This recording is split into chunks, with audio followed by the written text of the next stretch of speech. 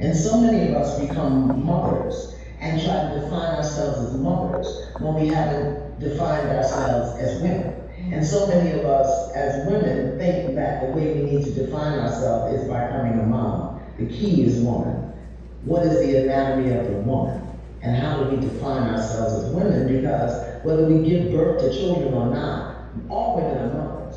We birth ideas. Everything we say out of our mouth can come into being. How we stand in the world, we're birthing all the time. But you and I both know that there are women who have children in their homes, and they say that is beautifully put in that Iyanla Vanzant way.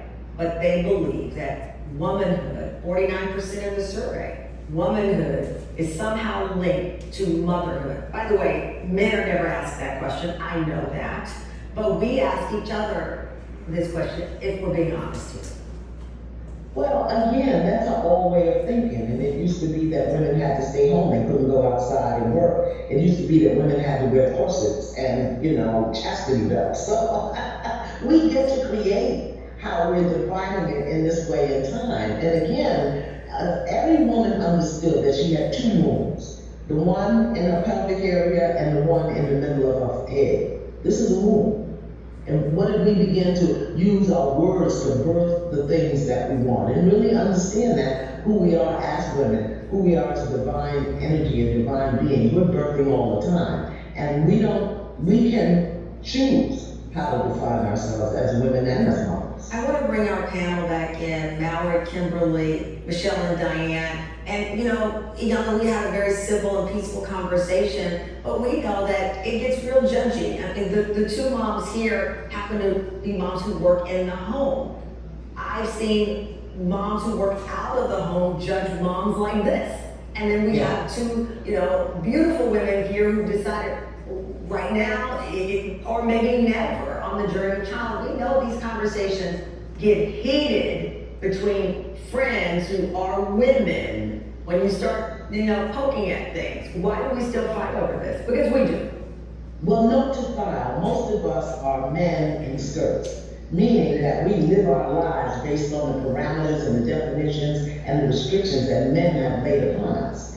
And what we are given an opportunity to do right now is we get to redefine that. We get to redefine who we are, how we stand, how we be, what we stand with, on, and for. And that's what the new century, the 21st century is all about. But it's going to take us being willing to lay down some of those learned behaviors, bad behaviors, and some of the beliefs and the restrictions that men put upon us to keep them safe. Someone asked me how do I define womanhood, and I didn't know how to define it.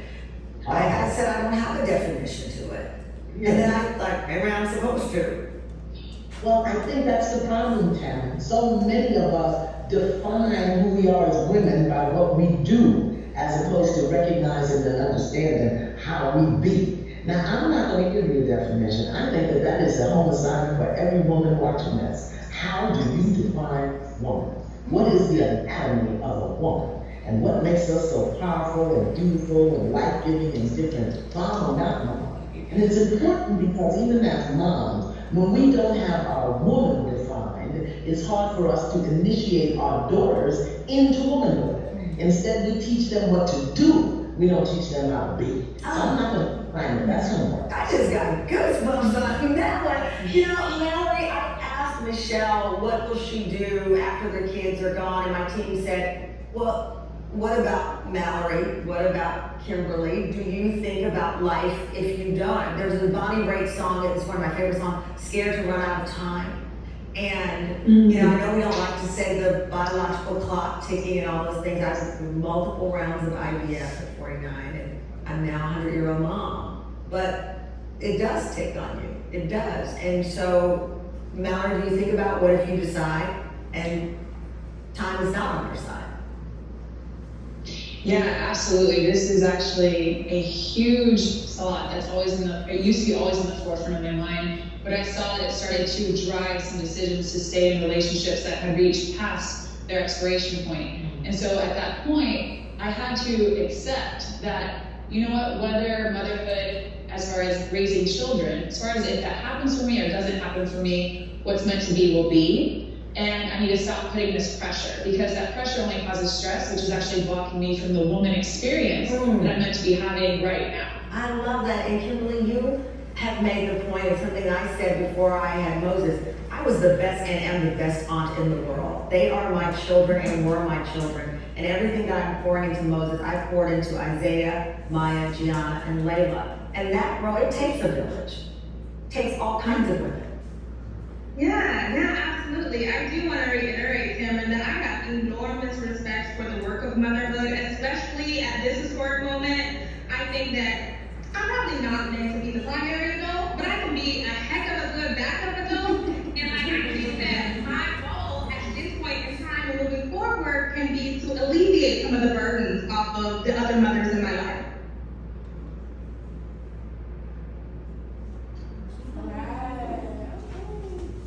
Register today for the Love Like Women's Conference at Joyce Meyer.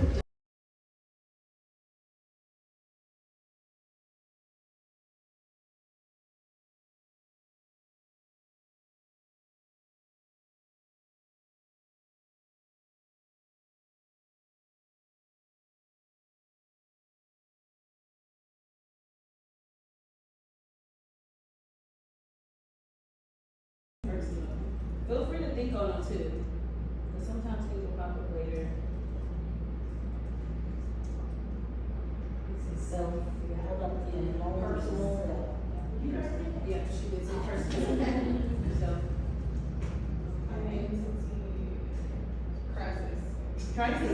No, seriously, I was just gonna say that I haven't heard anybody say anything positive or anything in between, negative.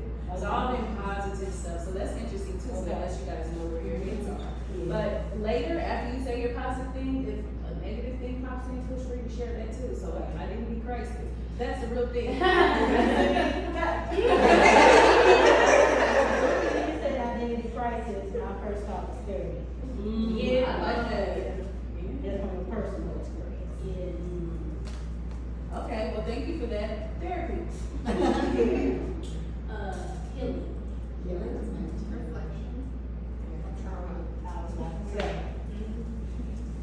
Expressive.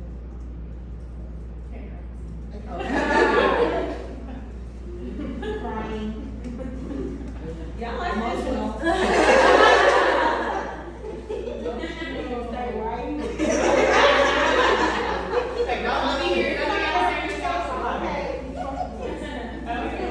I thought someone said parents, so what about the next word, family?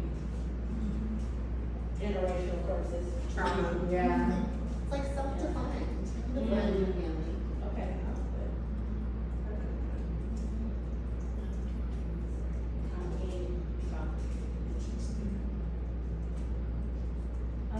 What about future? Scary.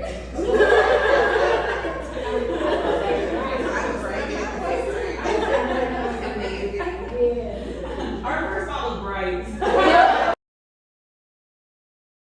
Womanly, what qualities make a woman woman? Being gracious. Independence. Authentic. Resilience. Confidence. Wise.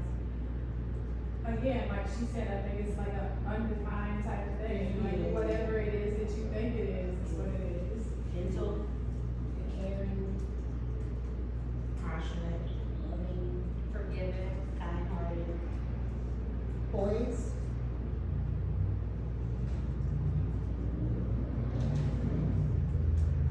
Nurturing.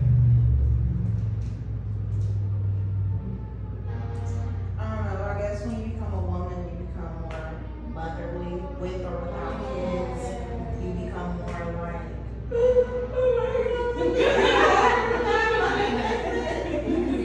That's funny she said that and she wasn't here for the video. before. Yeah, that's what I was gonna say, yeah.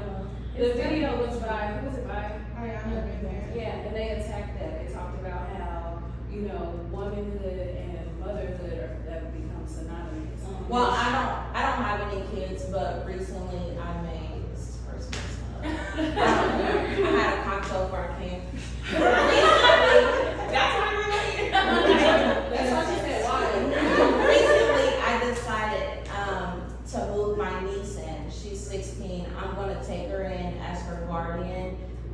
So to me, I feel like womanhood, it is a motherly sense because I'm 26, but if I was 24, I probably would have did it. I was still like finding myself, still being selfish, but I have more confidence. I know I can speak up for myself. I know right from wrong. So I made that decision to say like, I see you're struggling as a parent, but I can help you out and take that pressure off and step up as a mother figure. Yeah, definitely. As a woman that is headed to her 50s, without kids, without ever being married, I dare somebody to tell me that I'm not alone. I've gone through all of it, like every bit of it. The happiness, the joy of it, the beauty of it.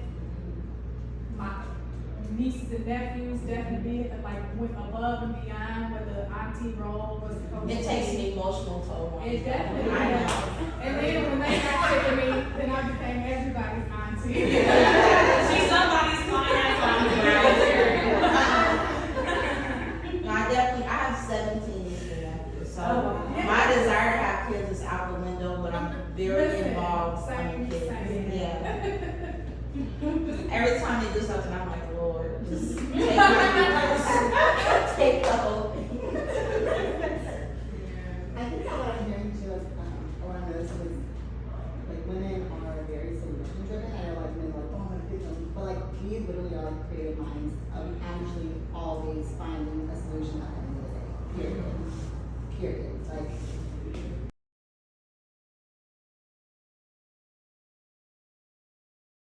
For me, I don't know, for other people, like, it doesn't matter to me. There has been times like my brother's been there or a man has been around, but I don't wanna feel like I'm bothering you or I'm an inconvenience. So if I ask you like, hey, can you change the light bulb? You're like, oh my God, like, don't worry, relax. I'm gonna do it myself. You know what I mean? I don't need you, I was just trying not to have to do it. So it doesn't, the man could be there if not, I'm still gonna have that, don't need a man for nothing mentality. for me, I feel like it's a slightly different area from you because in our case, we're caregivers for our dad. And I'm like, I know he can't do this by himself. So when we're out and about and all of his appointments, we take him in his wheelchair. When we take him in his wheelchair out, we put him back up. That thing is heavy. And I feel strong when I pick that thing. My mama told me, bend your knees. When I pick that thing, it's strong. But it's interesting to me because a lot of the times when I'm having to get the wheelchair out and put it back up,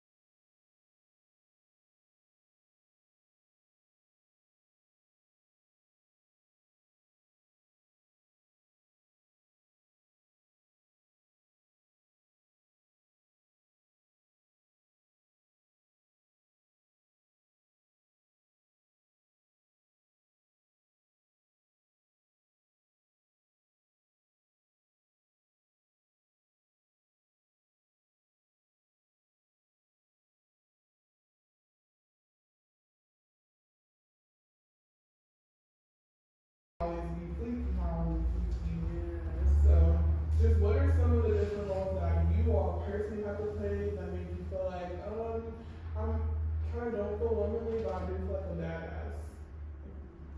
I would say my grind, cause like my daily, like the way I get it, Out the mud. Yes. Can you explain your grind to me more? Like, just what does that look like for you?